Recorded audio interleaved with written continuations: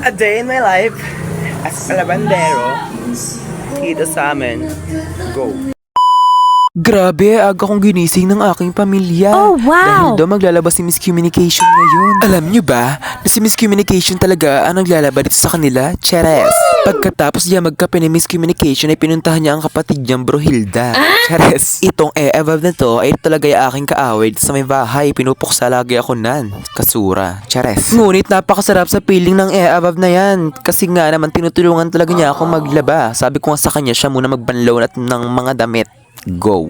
Dito nga talaga ay nag-aalmusal muna ang aking dalawang bulinggiti na kapatid. Grabe naman kasi sa pagpapakita talaga tong babaeng ito.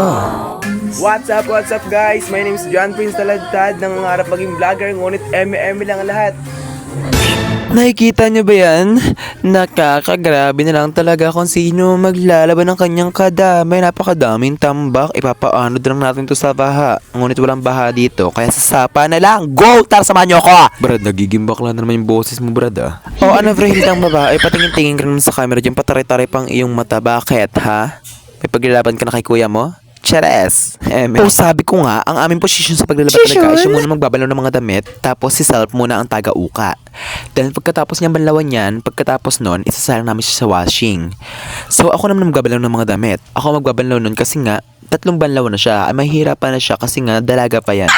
Hindi, OA na siya masyado talaga pag ganun. Suffer! Hanggang sa binisan na talaga kami maglaba dito kasi nga talagang may practice pa kami dito ng sabayang pagbigan. Pasikat ka na naman akla. Napakagrabe mo. Chares, eme na naman siya. Napakabobo mo dyan, Brad. Eme. So, ito na nga, magkikwenta na si Salt.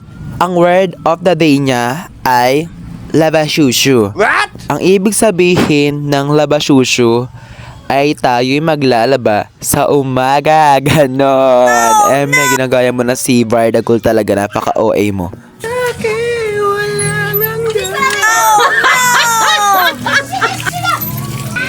For the laba. Wow! For the laba mga tao. Brianna! May kiagaw pang babae. Hindi naman siya fresh. What? Magore-banded nyo naglalaba.